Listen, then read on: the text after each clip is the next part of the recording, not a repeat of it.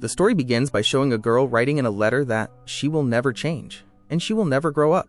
After writing so much, she comes out of her house and stands outside, waiting for the sunrise. As soon as the sun's rays fall on her whole body burns up, because she was a vampire. Then, scenes of daytime streets, shopping malls, and hospitals are shown. Everywhere is deserted, with no humans to be seen. The whole world has become an empty place. 10 years ago, a subspecies released a poisonous virus all over the world, as a result of which 95% of the world's population became vampires, and the remaining 5% remained healthy humans. But vampires have to survive by drinking blood, which is why they catch humans and drink their blood. Now the battle for survival has begun between 95% vampires and only 5% humans. Then the movie scene shifts. Night scenes are shown. Here, the whole city is shown to be busy, with hustle and bustle all around and many people around. But in reality, none of them are human. They are all vampires. They do not come out during the day because sunlight on their bodies will kill them. Everyone comes out as soon as it gets dark. Then we see an old vampire standing on the street and attacking another vampire to drink blood. Just then, the police come and subdue him with an electric shock. Then, Dr. Edward is shown. Dr. Edward works at Bromley Marx's pharmaceutical company. Bromley's company supplies blood to vampires. After entering a secret room, Dr. Edward sees people being put into a machine, and all the blood is being taken from their bodies. Actually, they are experimenting with this blood to make artificial blood. Because if the world's 5% human population ends, how will they survive then? Dr. Edward felt a little bad seeing these people trapped in this way. Actually, he is also a vampire, but he does not drink human blood. Instead, he drinks the blood of animals. Then he goes to his lab and tries to make blood like human blood, but his test fails. Then Dr. Edward goes to a meeting. There, his boss says that the vampires who are not getting blood to drink are turning into dangerous subspecies. Due to the lack of human blood, their ears are becoming long, and their faces are becoming terrifying. And they become so dangerous that they even attack other vampires. This is why we saw the old vampire attacking 2 other vampires to drink blood, because he is turning into a subspecies. Meanwhile, the number of humans is decreasing day by day, and those who are left are hiding from the vampires to survive. That's why the company boss tells Dr. Edward, "We have to make artificial blood like human blood quickly. Otherwise, due to the lack of blood, the remaining vampires will all turn into subspecies." Then Bromley takes Edward to his office to talk about some personal matters. There, Edward refuses to drink the coffee because it has blood mixed in it. Bromley says that he had cancer, but since becoming a vampire, his cancer has been cured. But his daughter is still human. She doesn't want to become a vampire, so she has run away from home. Bromley tells Edward, "I know you don't want to kill humans, but rather save them. To save them, you have to make artificial blood quickly." Then Edward comes to his lab and discusses with his associate Christopher. Christopher tells him, "To make artificial blood, we need to experiment on a monkey. Before that, I need to do some more tests." After a while, they start testing on a prisoner. Bromley and some officers are watching everything from the other side of the window. When Edward pushes an injection, the prisoner vomits, and his whole body starts to crack. After another injection, he returns to his previous form. But after a while, his whole body explodes. Later that night, Edward was returning home. He was listening to the news in the car that vampires were fighting and rioting due to the lack of blood. Then his ear itches, and when he looks at his ear in the car mirror, he sees that his ear has become long. Just then, another car hits him. When Edward gets out of the car, an arrow falls on his hand. The people in the second car, who have arrows that protect against vampires, get scared seeing him. Just then, Edward hears the sound of a police car and tells them, "Don't be afraid of me. I won't harm you." Saying this, Edward takes them into his car and blacks out the windows. When the police come and ask about the humans, Edward sends them in the wrong direction. The girl in the car's name is Ori. Looking at Edward's ID card, Ori learns that it's his birthday today. She gets out of the car and wishes him. Then they leave from there. Then Edward comes home. After a while, his brother Pranky comes there. Pranky wants to celebrate Edward's birthday today. He works in the army, so he hasn't seen Edward for 6 months. Pranky brings 100% pure blood and pours 2 glasses, giving one to him. But Edward refuses to drink it. Then Pranky says, "Why do you show so much kindness to humans? Why have you kept so many people imprisoned in your lab?" Then Edward says, "I did that because we need to make blood that is exactly like human blood." Saying this, Edward tries to throw away all the blood from the bottle. Pranky doesn't break the bottle, but forcefully breaks it himself suddenly. Then, as he is angrily leaving, a subspecies comes there. The subspecies is licking the blood from the table on the wall. When Pranky takes out a knife, the subspecies gets furious seeing it. Pranky attacks him, but Pranky becomes unconscious. Then the subspecies comes towards Edward. To save himself from the subspecies, Edward takes a chair and repeatedly calls Pranky's name to bring him back to consciousness. Later, when Pranky regains consciousness, he again stabs the subspecies in the stomach with the knife. Then he cuts off its head. After that, the police come there and investigate everything. Before leaving, the police say, the number of subspecies is increasing day by day throughout the city. Anyway, the next day, Edward wakes up to the sound of the doorbell. As soon as he opens the door, Ori points an arrow at him. She says, we humans are looking for a trustworthy vampire who will help us. And I think you are the one. Saying this, Ori gives Edward a map. Then Edward hears some noise from inside and goes to see it. That night, Edward sees on the news that all the humans imprisoned in their lab have stopped receiving blood supply. There is not a single drop of blood left in their bodies. As a result, their entire lab has become empty. After dawn, Edward uses day protection on his car and follows the map given by Ori. Ori was already waiting for him.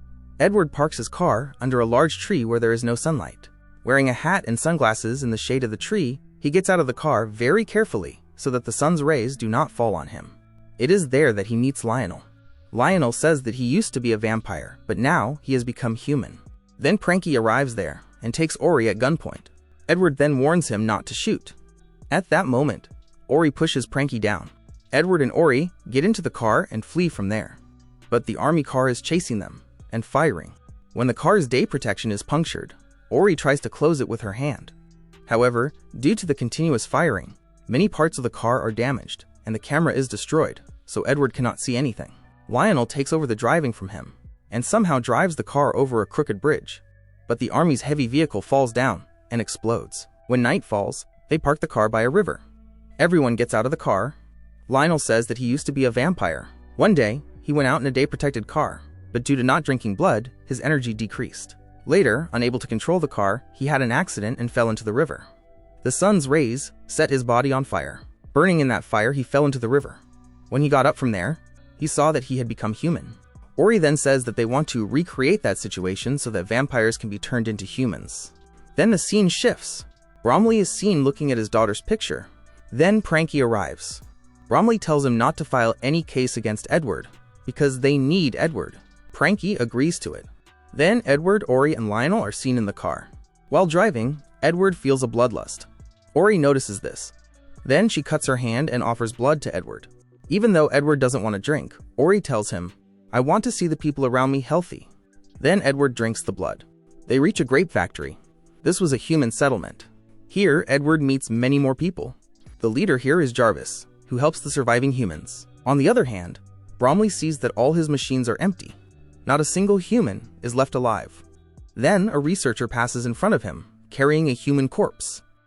Since all the blood has been drained from its body, it is no longer useful. Then a coffee shop scene is shown. A vampire there says that the amount of blood in his coffee is less. The girl serving coffee says, there is an order to give 5% blood in the coffee. More cannot be given. But the man ignores her and takes a bag of blood. When he tries to open that bag, it splatters on many people. Then all the vampires there go crazy for blood and start a riot. The police then come and subdue them all with electric shocks.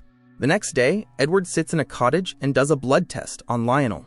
He tries to find a clue as to whether he is transformed from a vampire to a human. Later, tired, he takes a short break. Then everyone moves away from him because he is a vampire. No one can still trust that he might attack at any moment. Ori comes and sits beside him. Edward says, I didn't want to be a vampire. Pranky tricked me into becoming one.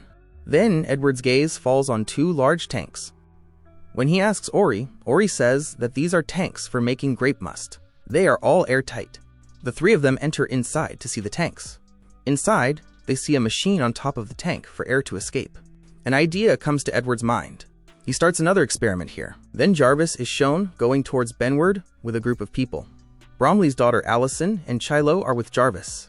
Just then, someone shoots at their car tires. They get out of the car with their weapons and see the army surrounding them. After a long battle between the humans and the army, the humans eventually lose. Allison calls Benward and says they are trapped. At that moment, she becomes unconscious. Pranky takes a walkie-talkie and tracks that call to find their location. On the other hand, Benward realizes that the army will track the location and come there, so he takes all the people there and flees in cars. Edward, Ori and Allison stay behind because they are conducting an experiment there. If they leave, everything will be ruined. Meanwhile, after Allison regains consciousness, she takes a knife. Just then, her father Bromley comes there. Allison tells her father to release her friends. Bromley says, "I am happy to see you, but I can't do anything for your friends."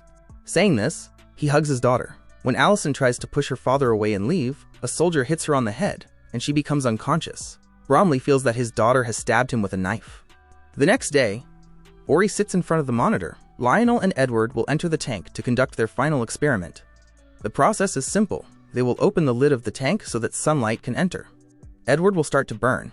After a while, when they close the lid again, the fire will go out. Even after doing this twice, their experiment fails. Later, for the third time, they let Edward burn for a long time. As a result, they succeed, and Edward turns into a human. Just then, the army arrives there. The three of them cannot fight the army, so they hide in the grape must tanks. On the other hand, Bromley is shown undergoing treatment. Pranky comes to him. Bromley tells Pranky, "Do something for my daughter." Then Pranky comes to Allison. Allison is still human. Pranky bites Allison with his teeth. Allison also becomes a vampire now. Meanwhile, the three of them come out of the grape must tank, and Edward comes into the sunlight. He feels very good when the sunlight falls on his body. Bromley comes to his lab and sees all the machines empty. He becomes very worried. Then he goes to his daughter Allison. He offers her blood to drink, but when she doesn't drink, she turns into a subspecies and attacks her father. Bromley orders all the subspecies in the city to be caught and killed. The army brings all the subspecies into the sunlight. Immediately, everyone burns to ashes.